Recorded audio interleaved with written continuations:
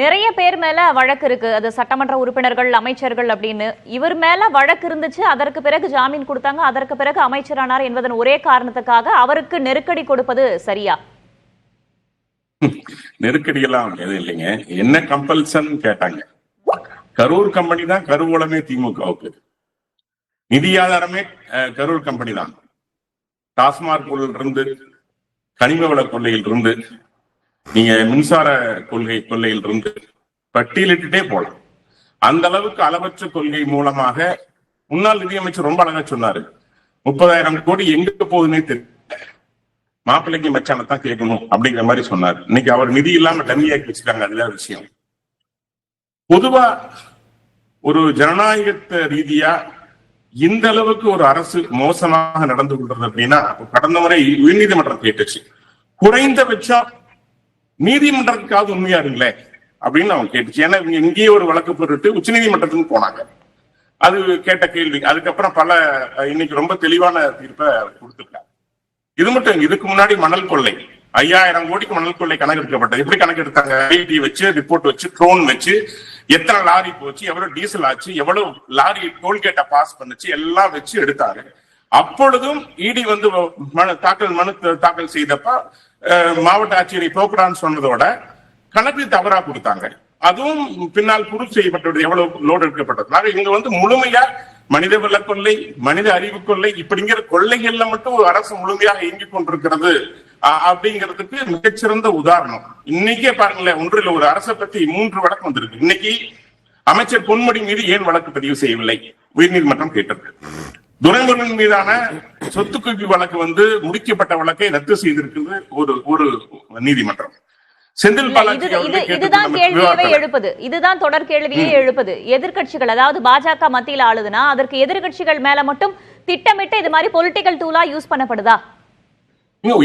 உயர் நீதிமன்றம் தானாக வந்து எடுக்கின்ற வழக்கு. இதே நீங்க வந்து ஆளுநர் குறித்து கருத்து நீதிமன்றம் தப்ப ஆஹா ஓஹோ என்று புகழ்ந்து நீதி என்று நிலைநாட்டியவர்கள் எல்லாம் உயர் நீதிமன்றம் தாமாக வந்து முன்னெடுத்த வழக்கு. நீங்க வந்து SSR மீது எடுத்த வழக்காகட்டும், அல்லது வந்து அமைச்சர் நேரு மீது எடுத்த வழக்காகட்டும், தங்கம் தென்னரசு மீது எடுத்த வழக்காகட்டும், எல்லா சொத்து குவிப்பு வழக்கும் அரசு நீதிமன்றமே முன்வந்து எடுத்த வழக்கு.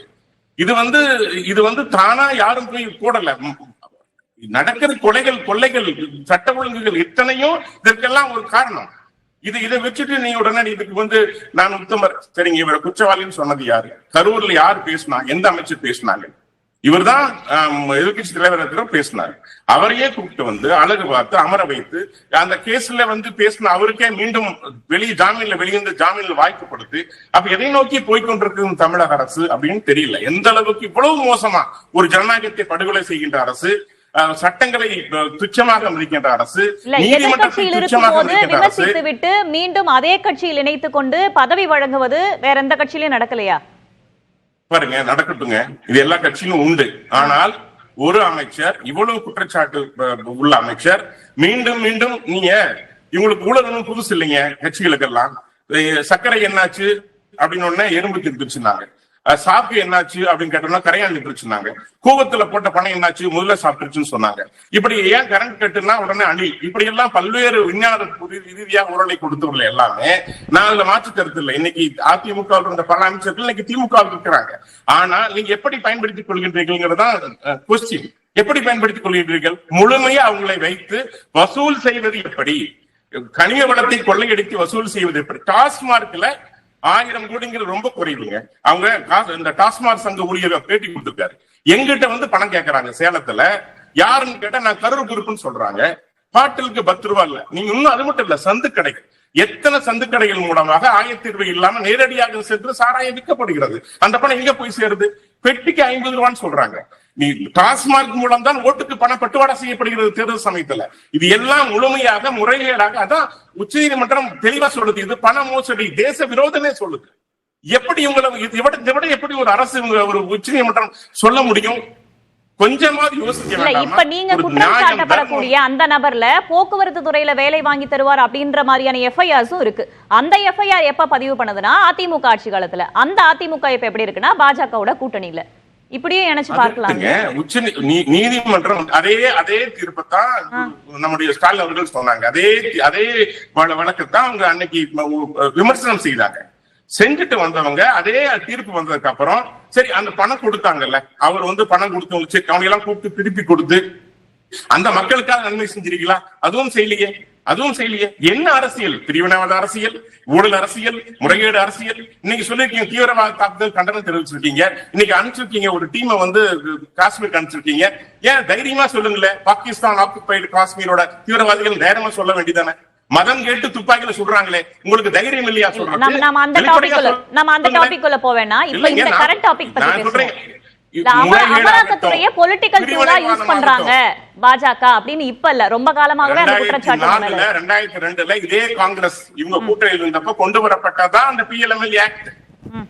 இதே இடி அவங்க ஆட்சியில் கொண்டு வரப்பட்டதான். எத்தனை வழக்கில் காங்கிரஸ் பதிவு செய்தது, எத்தனை பணம் கைப்பற்றினாங்க, இன்னைக்கு பாஜக எவ்வளவு பணத்தை கைப்பற்றிருக்குன்னு சொல்ல முடியும். 2014 இருந்து 2022 வரைக்கும் 8 ஆண்டுகள்ல 310 சோதனைகள் நடந்திருக்கு. அதுல 121 உயர்மட்ட தலைவர்கள், அதுல கிட்டத்தட்ட 115 பேர் எதிர்கட்சியை சேர்ந்தவர்கள், கிட்டத்தட்ட 95 பேர் அப்படின்னு மக்களவையில சொன்ன புள்ளி விவரம் இது. ஈடியோட ரைடு போகுதுன்னா ஆதாரம் இல்லாம, பணம் இல்லாம, பண பரிவர்த்தனை இல்லாம அவங்க போக மாட்டாங்க. இல்ல ஆதாரம் இல்லாம போக மாட்டாங்க, எதிர்கட்சிகள் மேல மட்டும் தான் போவாங்களான்றதுதான் கேள்வி. அது ஒரு டூலா பயன்படுத்துறாங்களா? 2005 நான் விளக்கம் கொடுக்கிறேன். 2005 இருந்து 2022 வரைக்கும் 3086 சோதனைகள், 5090 வழக்குகள், 536 கோடி ரூபாய் மன்மோகன் சிங் ஆட்சி காலத்துல கைப்பற்றப்பட்டது. 2005 இருந்து 2013 வரை 93,000 கோடி நரேந்திர மோடி அவர்கள் ஆட்சி காலத்துல 2014 இருந்து 2022 வரை கைப்பற்றப்பட்ட பணம். நீங்க 5297 வழக்குகள்ல 4967 வழக்குகள் ஃபைல் ரெக்கார்ட் ஆயிருக்கிறது. 1 லட்சத்தி இப்பொழுது இன்றைய கரண்ட் லெவல்ல 1,39,00,000 1,39,000 கோடி கைப்பற்றப்பட்டிருக்கிறது இன்னைக்கு வரைக்கும் பிஜேபி அரசுல. சோ பணம் கைப்பற்றப்பட்டிருக்கிறது, சொத்து பறிக்கப்பட்டிருக்கிறது. இதை விட வேற என்ன செய்ய முடியும்? அதெல்லாம் எதிர்கட்சிகள் கிட்ட இருந்து மட்டும்தானா அப்படின்றதுதான் கேள்வி. நான் மறுபடியும் உங்ககிட்ட வரேன். திரு ஜி.கே. நாகராஜ், நான் மறுபடியும் உங்ககிட்ட வரேன். அவர் தவறான தகவல்லாம் சொல்லிட்டு போறாரு. இது பாருங்க, என்போர்ஸ்மெண்ட் டைரக்டரோட பிரஸ் ரிலீஸ் கையில வச்சிருக்காங்க. 2002 இருந்து 5906 கேஸ் ACIR பதிவு பண்ணியிருக்காங்க. அதுல ட்ரையல் கம்ப்ளீட் ஆனது 25. அல்டிமேட்டாக பார்த்தீங்கன்னா number of cases resulted in acquittal, ஒரு கேஸ் அக்யூட்டல் ஆகிருக்கு. Number of cases accused convicted எவ்வளோ தெரியுமா? வெறும் 45 கேஸ். வெறும் 45 கேஸ். ஏங்க என்போர்ஸ்மெண்ட் கையில் வச்சிருக்காங்க. அவங்கள்ட்ட காமிக்கிறாங்க. நீங்க எல்லாம் போய் பேசிட்டு இருக்காங்க, ஏதாவது விஷயத்தில் பேசிட்டு இருக்காங்க. இருங்க, டாஸ்மாக் இருங்க, கொஞ்சம் இருங்க. டாஸ்மாக் இருங்க சார், இருங்க சார். டாஸ்மாக் பத்தி பேசுறீங்களா? 10 ரூபா பாட்டில் வாங்குறது இன்னைக்கு நடக்குது. டாஸ்மாக் ஆரம்பிச்சது நடக்குது சார்.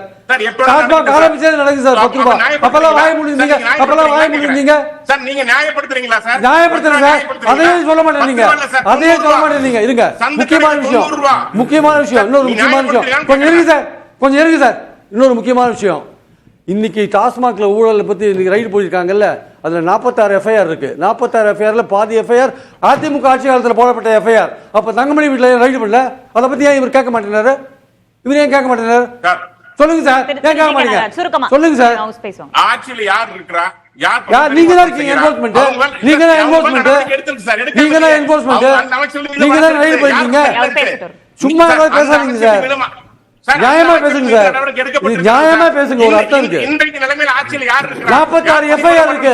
46 FIR. இன்னைக்கு நீங்க தங்கமணி ஏடிஎம் ஆட்கள் வீட்டுல ரைடு போல, ஏடிஎம் ஆட்கள் வீட்டுல ரைடு போல பாரபட்சமா நடக்குறீங்களா இல்லையா? என்போர்ஸ்மென்ட் பாரபட்சமா நடக்குது. ஏன் பேசாம சொல்லுங்க மேடம், பேசாம சொல்லுங்க, பேசாம சொல்லுங்க.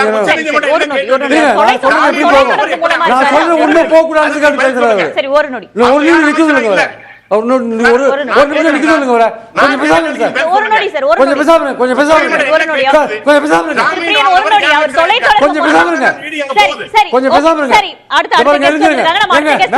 ஒத்துக்க முடியாது மேடம். 46 FIRல அவங்க உள்ள போறாங்க. 46 FIRல பாதி FIRக்கு மேல ஏடிஎம்கே ஆட்சியில போடப்பட்டது. அப்ப ஏடிஎம்கே மினிஸ்டர் வீட்லயே ரைடு போல என்போர்ஸ்மென்ட். அதுக்கு பதில் சொல்லிட்டு அவரு சார், என்ன இப்ப பேசுறீங்க ஆட்சியில் நீங்க? யார் சார் இருக்கிறா? சரி இப்ப சரி ஆட்சியில் ரெண்டு என்ன யார் பேசுறீங்க இன்னொரு நீங்க? guest கிட்ட இன்னும் போகவே இல்லை, நான் அவர்கிட்ட போயிட்டு வரேன். திரு நாகராஜ் இந்த மாதிரி அரவணைப்பு சரி, சொல்லிட்டு போனா இல்லைங்க சரி, அர்த்தம்? திரு நாகராஜ் ஊழல் யார் பண்ணிருக்கிறா? அரவணைப்பு பண்ணி நாகராஜ் அரவணைப்பு ஒரு பண்ணி guest சொல்லிட்டு போனீங்க வந்திருக்காங்க, எப்படி அவர்கிட்ட அலோவ் அவர்கிட்ட பண்ணுவீங்க? முதற்கட்ட கருத்து வாங்கிட்டு மறுபடியும் வரேன். திரு வன்னியரசு எத்தனை அரவணைப்பு பண்ணி அரவணைப்பு பண்ணி ஒரு நொடி. பண்றாங்க நடைமுறையில் இருக்கிற விஷயம் பண்ணுவாங்க எல்லாரும் ஏடிஎம்கே பத்தி பேசுங்க சார், வாயில தைரியம் இருந்தா. ஏடிஎம்கே பத்தி பேசுங்க, தைரியம் இருந்தா. திரு ஒரு நொடி. திரு வன்னியரசு தைரியம் இருந்தா ஏடிஎம்கே பத்தி வன்னியரசு, பேசுங்க. அரசுக்கு நெருக்கடி ஏடிஎம்கே பத்தி கொடுக்கக்கூடிய ஒரு பேசுங்க, விஷயமா தைரியம் மாறி இருந்தா. இருக்கா? இன்னைக்கு அவங்க கோர்ட்ல ஆட்சியில் நடந்தது இருந்த ஊழலை அரசுக்கு பத்தி நெருக்கடி பேசுங்க.